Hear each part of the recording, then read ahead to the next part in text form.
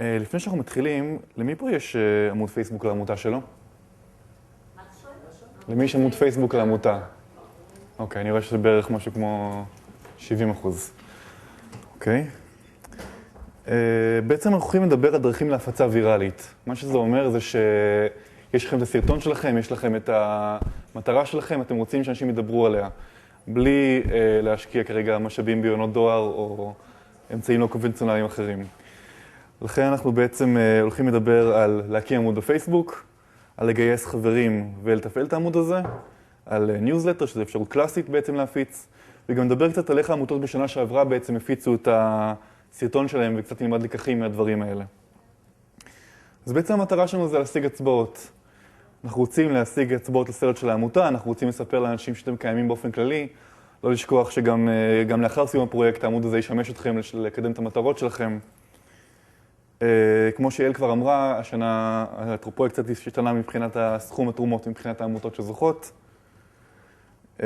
בשביל להקים עמוד פייסבוק בצד הראשוני, בכל עמוד, כל עמוד, וכשאני אומר עמוד אני לא מתכוון לפרופיל אישי של מישהו, אני מתכוון זה יכול להיות עמוד מסחרי של מותג כלשהו, זה יכול להיות אולי שאפילו של עמותה. פייסבוק מבדילה בין פרופיל אישי לבין פייג' שזה עמוד. בכל עמוד שאתם תיכנסו אליו, יש לכם אפשרות בתחתית העמוד מצד שמאל, Create a Page. אתם יכולים לראות את זה פה. למעשה, גם כרגע יש אפשרות שקוראים Create a Page בצד ימין למעלה, לא רואים את זה פה, אבל אתם בכל מקרה יכולים להגש את זה או מפה או מפה. ברגע שאתם לוחצים על זה, פייסבוק מכניסה אתכם כבר, מחזיקה אתכם ממש בשלב יד ביד, ומסבירה לכם איך לפתוח את זה. אתם צריכים לבחור באופציה שקוראים לה Company, Organization או Institution. בעצם אתם ארגון, אז זו האפשרות האמצעית למעלה. אתם מגדירים את עצמכם בתור ארגון ללא רווח, שזה באנגלית Non-Profit Organization, ואתם אומרים מה השם של העמותה.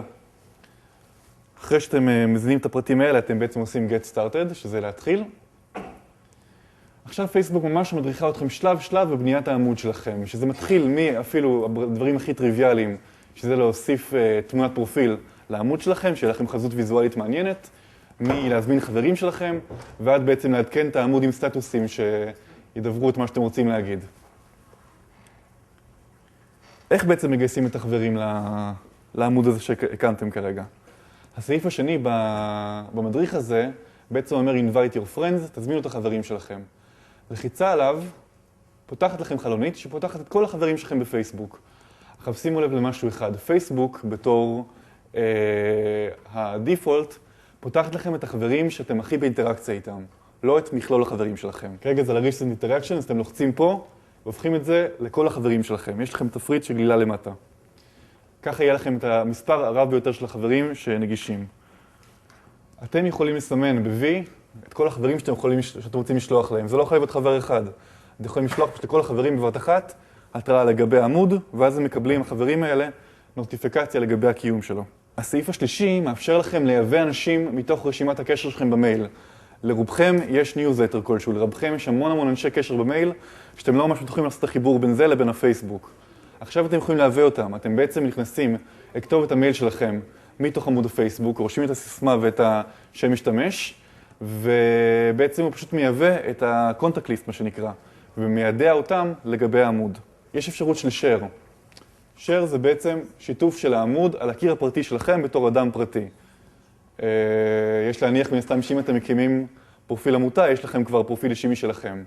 ואז בעצם גם חברים שלכם יכולים לראות את זה באופן בלתי אמצעי. בעצם יש לכם עמוד, אבל בעיה קטנה של חלק גדול מהאנשים בפייסבוק בלי קשר עם עמותה, הוא לא עמותה, הם לא ממש מתחזקים אותה, הם לא ממש נותנים לו חיים, הם לא ממש נותנים לאנשים סיבה להיות מעורבים בעמוד הזה, מה שנקרא בשפה מקצועית engagement. בעצם אתם רוצים שאנשים יהיו כמה שיותר מעורבים ותשוקתיים לגבי המטרה שאתם רוצים להעביר.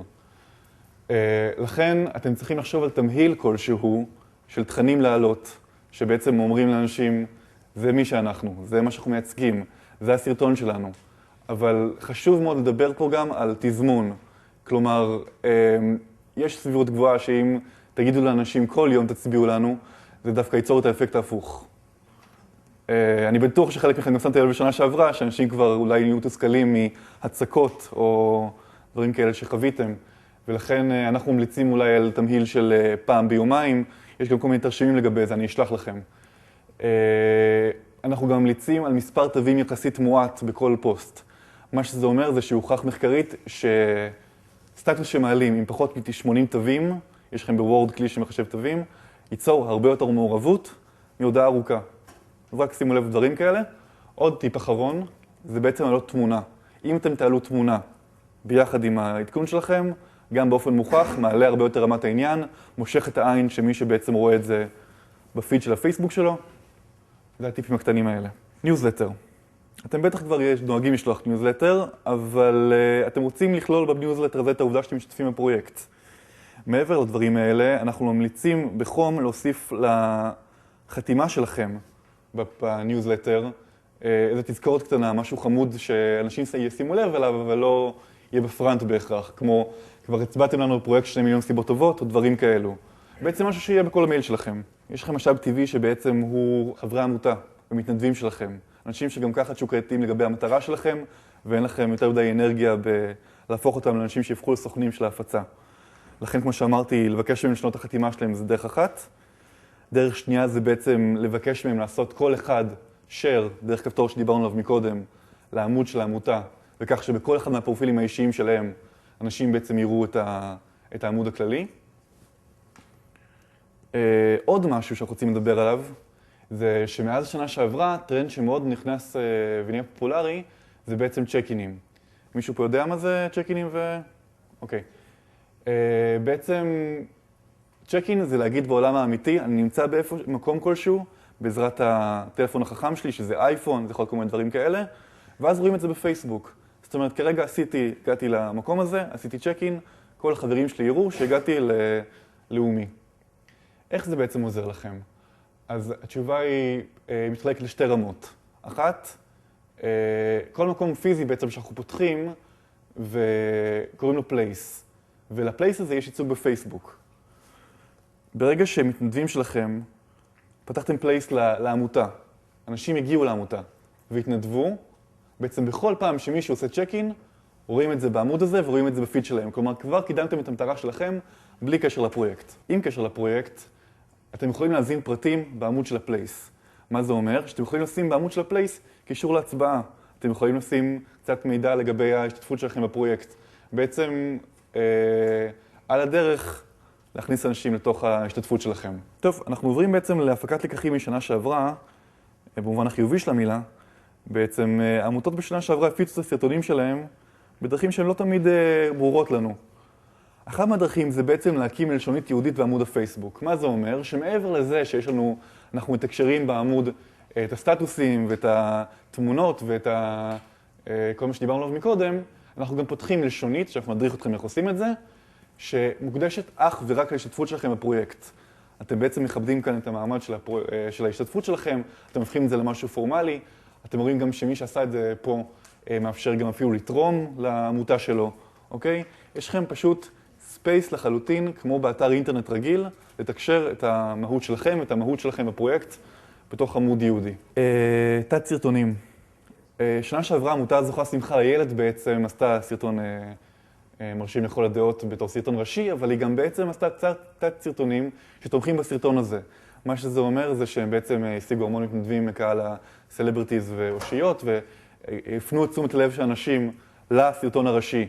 אוקיי? אתם בעצם, אנחנו מדברים פה על פלטפורמה, כולם מדברים פה על פייסבוק, אבל פחות מדברים על צדק ועל יוטיוב. אני פשוט חושב שאם יש לכם כלי כבר שמדבר על הפצה ויראלית ועוד תכנים שהם בעצם סרטונים, תשתמשו בכלי הזה. תצלמו אפילו סרטונים ברמה הכי אישית, הכי אינטימית שלכם, שבו אתם קוראים לאנשים להצביע, שבו אתם מספרים לכם מעצמכם.